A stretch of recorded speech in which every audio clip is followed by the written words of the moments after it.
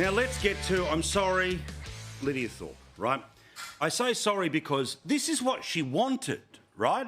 Royals are in Canberra, King's just finished a speech. Because she's an elected senator with Labor Party preferences, by the way, of course, she's in the room, whether we like it or not, which means there she is, front and centre, getting ready to carry on like the pork chop that she can be, she is, and you've heard all of this today. Oh, OK, please. All right. Yes, thank you. Thank you.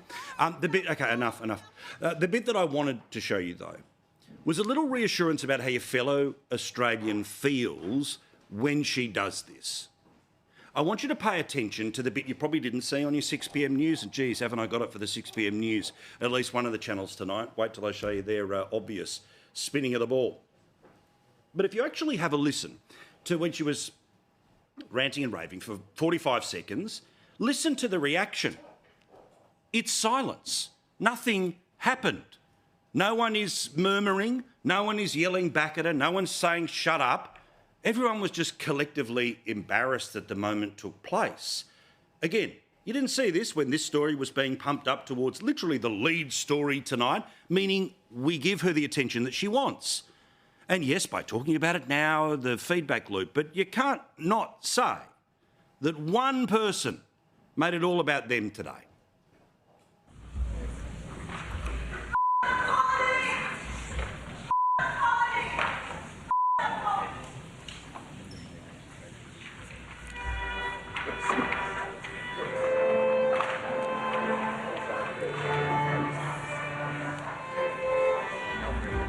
Ladies and gentlemen, that concludes today's formalities. You know, I mean, she can do whatever she wants, right? And the question about how the country became what it became is a long and complicated one. We can talk about it all. Forever it will feel. But just fair income. She's allowed to have it both ways, right? The way that she is going to earn $1.2 million over 6 years is for her to be a member of the Australian Senate. The only way you can be a member of the Australian Senate is if you swear allegiance to the King as the ultimate head of the system in which we live in. Now, of course, we all know that she turned that into a stunt about herself, but because she wanted the cash and because she obviously wanted the role in Australian politics, she gave the oath, but very clearly, fingers behind her back. Now, am I suggesting that she should be booted out of the parliament? No. But what's the point of getting people to give these oaths if they clearly don't mean anything? And secondly, if it's F the colony and F modern Australia, doesn't that mean F the parliament? Doesn't that mean the very job that she has is one that by her own logic is irrelevant? Now, there isn't a country in the world that does not have some sort of complicated history. But for some reason, Australia is in just this absolute inability position to be able to understand that, yes, its past is its past, but its future is unlimited, and the future is guaranteed to have the modernity that is only possible because of those events, no matter how difficult they have been in the past. Even if all the street names change, all the political systems change, we will still be living in the modern 21st century Western country that people like Lidia Thorpe seek to have all of the advantages of, while simultaneously then just putting themselves on top of in terms of the leadership structure. But the reason I mention all of this even more tonight to you is this stuff is making news back in the UK. So despite the fact that last night I showed you that very cute little girl, little Gabriella, little 4-year-old curtsying, a beautiful example, not of an obedient Australia, but just a polite Australia. Instead, the Sun newspaper screaming at people this morning in the UK. The Mirror, again, screaming at people in the UK. This is what they think is going on in Australia. Now, when I was in the UK after Her Majesty Queen Elizabeth II passed away, I was asked more questions about a republic there than I've ever had conversations in this country. So in many ways, what comes out of these royal visits is going to be a bit of a caricature. And if the caricature is that the locals are restless, that there's such a significant portion of Australia that a senator thought that it was to their political advantage to scream at the king, then Australia must be teetering in a different direction than, of course, the reality of where it is. Republicans, monarchists, people who voted yes, people who voted no, would be embarrassed by the behaviour of Lidia Thorpe. Now, that does not mean that she needs to sit quiet, never open her mouth, never be able to say what she wants to say about what she believes to be the original sin that has not been dealt with by this country. But make no mistake, in the UK, looking at where our mutual monarch is both here while being reported back there, this was how it was going down on Sky News in the UK in the past 2 hours as they are moving right into the middle of their prime time during the day. Back to Australia, where King Charles' royal tour has been derailed by a senator who's used an event in Parliament House to accuse the king of genocide before being escorted out by security. Have a listen. Give us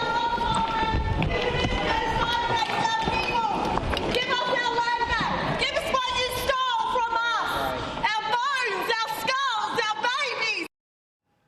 Now, again, notice the way the news covers it. A royal tour has been derailed. There was a 45-second moment when silence was replaced with her yelling that was met by silence, not applause, not booing, nothing.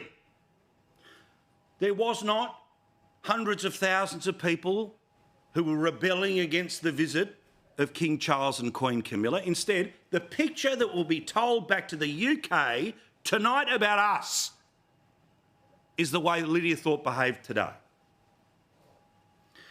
Of course, she's making the most of it because not only does she get to do a myriad of interviews in the next 24 hours here in Australia, she also was interviewed by the very same people who introduced the story the way they did. Senator Thorpe is with us now. Hello to you, Senator. Thank you for taking the time to join us here on Sky News Breakfast. Why did you do it? I did it for truth-telling, global truth-telling about the royals who caused so much devastation. Her decision to scream at King Charles about what happened in Queen Victoria and other royal periods of time. That's the story. Because, yes, it's more interesting than the other story. But just as I told you yesterday, Australia had a good day yesterday. Why? Because people turned out and they had a nice time. Same thing happened again today. And again, I'm sorry to all of the people who actually did turn up today and enjoyed the moment.